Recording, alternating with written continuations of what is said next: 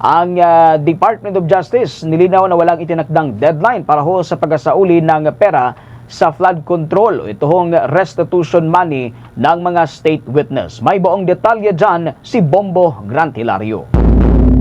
Binigyan linaw ng Department of Justice na wala itong itinakdang huling araw o deadline para sa mga nais magsauli ng nakaw na yaman mula sa manumalyang flood control projects. Ito mismo ang inihayag ng kaguran sa pamamagitan ni Justice Spokesperson Attorney Paulo Martinez kung saan kanyang sinabi na walang ganitong panuntunan sa naturang kaso. Ani ay hindi magtatakda ng petsa o panahon sa pagsasauli ng pera sa kaguran ng katarungan ang mga nasasangkot na individual sa kontrobersyal na proyektong flood control. Git kasi ng tagapagsilita na ang gawain ito ay voluntaryo o kusang loob na ipinakita at ginagawa ng mga nais makapagtulungan sa pamahalaan sa pagresolba ng kaso. Mariin naman niyang paglilinaw na ang restitution o pagbabalik ng perang nakuha sa anomalya ay hindi otomatikong katumbas na maipapasok na agaran sa Witness Protection Program. Kung kaya't hindi raw maaaring magtakda ng deadline ang kaguran hinggil sa plano o voluntaryong pagsasauli man ng pera ng mga ito.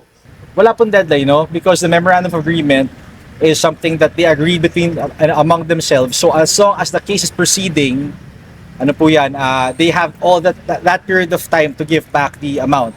Let's take note po na hindi po kasi precondition ang magbalik ng pera to be admitted into the program. So we cannot impose deadlines on that.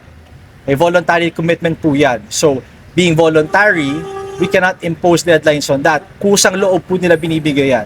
Sa kasalukuyan, umabot na sa 316 million pesos ang kabuang halaga ng mga isinauling pera mula sa maanumalyang mga proyekto ng pamahalaan. Ayon kay Justice Spokesperson Martinez, 181 million pesos rito ay mula kay former Department of Public Works and Highways Engineer Henry Alcantara, 80 million pesos galing kay Gerard Opulencia, 20 million pesos sa kontratistang si Sally Santos at 35 million pesos naman kay former Public Works Undersecretary Roberto Bernardo. Habang wala pang panibagong impormasyon ang Department of Justice hinggil sa kung may nadagdag pa ang nagsauli ng pera. Well, as we know po, no, for Sally Santos specifically, yes, ano po yan, as total na binigay niya ay 20 million na.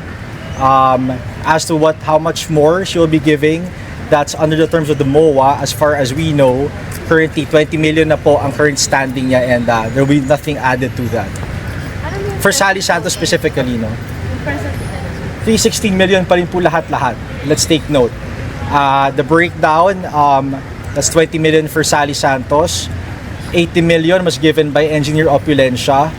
180 million was given by si former District Engineer Henry Alcantara. And Yusek Bernardo gave the remainder. I'll have to do the math, but yun po. 316 million in total yung bigay ng lahat. Magugunitang inihayag ng kaguran na inaasa na posibleng umabot sa lagpas 1 bilyon at kalahating piso ang halagang pera na isasauli ng mga testigo ng Estado o State Witness sa kaso ng flood control.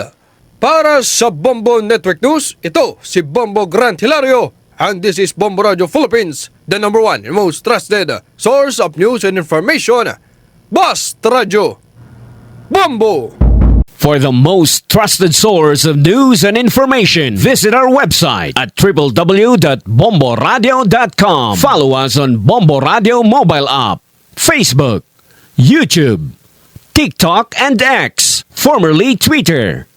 Like, share, and stay connected. Anytime, anywhere.